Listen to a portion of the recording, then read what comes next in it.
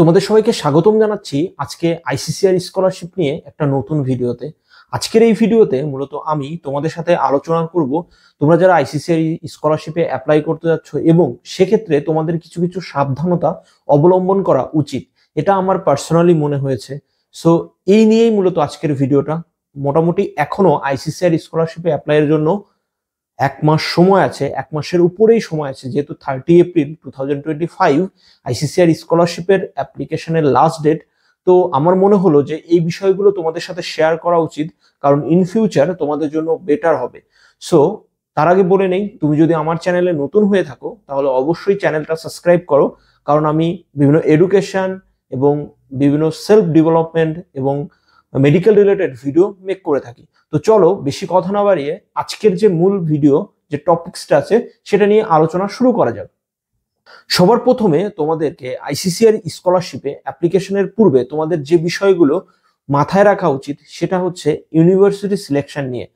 তোমরা আমাকে অনেকেই প্রশ্ন করো যে দাদা, ইউনিভার্সিটি সিলেকশন নিয়ে আমরা কি ধরনের প্রসেসটা ফলো করলে এই ইউনিভার্সিটিতে আমার চান্সেস হওয়ার সম্ভাবনাটা বেশি থাকে। এই ধরনের প্রশ্ন আমি প্রতিনিয়তই পাই। আসলে সবাই একদম পার্টিকুলারলি সবাইকে রিপ্লাই দিতে আসলেই পসিবল হয় না। তো আমার মনে হলো যে এই ইউনিভার্সিটি সিলেকশন নিয়ে তোমাদের সাথে কিছু কথা শেয়ার করি, কারণ যেহেতু এখনো আইসিসিআর স্কলারশিপে অ্যাপ্লিকেশনের 1 মাসের বেশি সময় আছে। তো তোমরা যারা এরপরে আজকের এই ভিডিওটা দেখার পরে তোমরা যারা অ্যাপ্লাই করবে, অবশ্যই বিষয়গুলো তোমরা মাথায় রাখবা, ঠিক আছে? তোমরা যারা আগে অ্যাপ্লাই অলরেডি করে ফেলেছো, তোমাদের তো আর চেঞ্জ হওয়ার কোনো সম্ভাবনা নেই, বাট তোমরা যারা এখনো অ্যাপ্লাই করোনি তোমাদের জন্য মূলত এই ভিডিওটা হচ্ছে পার্টিকুলারলি। তো সবার প্রথমে আসি হচ্ছে ইউনিভার্সিটি সিলেকশন নিয়ে। দেখো, তোমাদের সাথে একটা বিষয় আমি শেয়ার করি। আমি এর আগের ভিডিওগুলোতেও বলেছি যে তোমরা ইউনিভার্সিটি সিলেকশনের ক্ষেত্রে যে বিষয়গুলো মাথায় রাখবা সেটা হচ্ছে, তুমি যদি পার্টিকুলারলি কোনো ইঞ্জিনিয়ারিং সাবজেক্টের উপরে ফোকাস রাখো তাহলে তোমার বেস্ট চয়েস হতে পারে হচ্ছে এনআইটি গুলো। অনেকেই আছে যে এনআইটি গুলোর বাইরে স্পেশালি ইঞ্জিনিয়ারিং এর জন্য ট্রাই করে, সেটা কিন্তু দেখা যায় যে অনেক ইউনিভার্সিটি আছে যে ইঞ্জিনিয়ারিং অফার করতেছে না। অনেক স্টেট ইউনিভার্সিটি এবং সেন্ট্রাল ইউনিভার্সিটি আছে যে তারা হচ্ছে ইঞ্জিনিয়ারিং সাবজেক্টগুলো অফার করতেছে না। তো সেই জন্য তোমার হচ্ছে বেস্ট অপশন হচ্ছে, তুমি যদি ইঞ্জিনিয়ারিং এর সাবজেক্টগুলো মানে চয়েস দাও, সেক্ষেত্রে তুমি ইউনিভার্সিটির সাথে সেটা কিভাবে, তুমি তাদের হোয়াটসঅ্যাপ নাম্বার আছে, তাদের ইমেইল অ্যাড্রেস আছে, তোমরা সেই ইমেইলের অ্যাড্রেসের মাধ্যমে তোমরা যোগাযোগ করে নেবা। কারণ যদি তোমরা এটা কনফার্ম না হয়ে অ্যাপ্লাই করো, সেক্ষেত্রে কিন্তু তোমার পরবর্তীতে সমস্যা হতে পারে।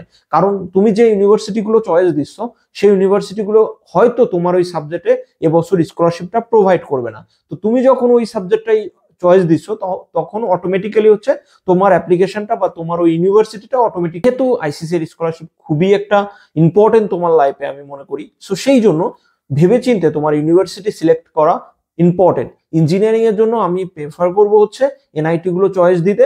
তুমি যদি সিএসসি নিয়ে পড়তে চাও, ট্রিপল নিয়ে পড়তে চাও, মেকানিক্যাল ইঞ্জিনিয়ারিং পড়তে চাও, বা অন্যান্য যে ইঞ্জিনিয়ারিং সাবজেক্ট গুলো আছে সেগুলো নিয়ে পড়তে চাও, অবশ্যই তুমি হচ্ছে এনআইটি গুলো চয়েস করবে। তুমি যদি কোনো পার্টিকুলার সাবজেক্টে অনার্স করতে চাও, বিএসসি করতে চাও, সেক্ষেত্রে আমার সাজেশন থাকবে তুমি হচ্ছে স্টেট লেভেল এবং সেন্ট্রাল লেভেলের যে ইউনিভার্সিটি গুলো আছে সেগুলো চয়েস করো। এবং স্পেশালি যারা বায়োলজি রিলেটেড সাবজেক্ট নিয়ে পড়াশোনা করতে চায় তারা হচ্ছে স্টেট লেভেল বা সেন্ট্রাল লেভেলের যে ইউনিভার্সিটি গুলো আছে সেই ইউনিভার্সিটি গুলো অফার মানে চয়েস রাখতে পারো।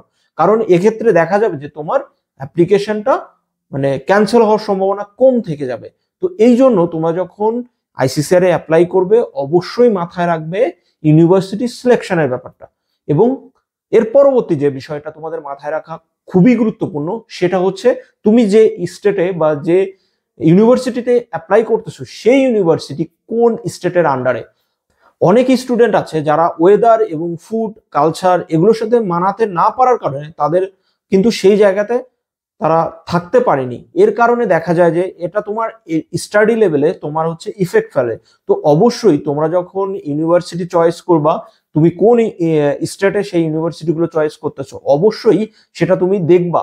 কারণ সেই স্টেটে মানুষ সাধারণত কি ভাষায় কথা বলে, সেই স্টেটে সাধারণত মানুষ কি খাবার দাবার খায়, সেই স্টেটের মানুষের কালচারটা কি, ও যদি তোমরা এগুলো জানো সেক্ষেত্রে কিন্তু তোমার ওই স্টেটে সার্ভাইভ করা সহজ হয়ে যাবে। স্পেশালি যারা মানে সাউথ ইন্ডিয়ানের দিকে আছে তাদের কিন্তু লাইফে মানে মানে লাইফ সার্ভাইভ করার জন্য একটু বেশি স্ট্রাগল করতে হয়, কারণ ওখানে সম্পূর্ণই হিন্দি তেমন একটা চলে না, ইংলিশ তেমন একটা ওরা ইউজ করে না, তবে তারা ইংলিশ জানে এবং তাদের আঞ্চলিক যে ভাষাটা আছে তারা সেটা ইউজ করে এবং তাদের খাবার, তাদের কালচার সবকিছুই কিন্তু আলাদা।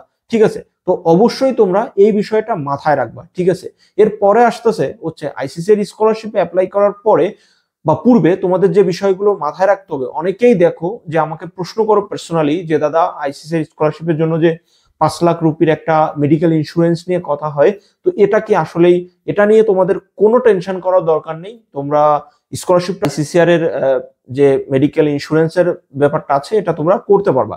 ঠিক আছে, এই বিষয়টা তোমাদের সাথে ক্লিয়ার করলাম, কারণ হচ্ছে এটা নিয়েও আমাকে অনেকেই প্রশ্ন করেছে। ঠিক আছে, এরপরে একটা বিষয় তোমাদেরকে বলি, যারা স্পেশালি ইঞ্জিনিয়ারিং এর বাইরে যে অ্যাপ্লাই করছে আইসিসিআর স্কলারশিপে, তাদেরকে যারা মিউজিক বা বিভিন্ন ফাইন আর্ট রিলেটেড সাবজেক্টে অ্যাপ্লাই করবে, তাদের জন্য স্টেট এবং সেন্ট্রাল ইউনিভার্সিটিগুলো বেস্ট চয়েস হতে পারে।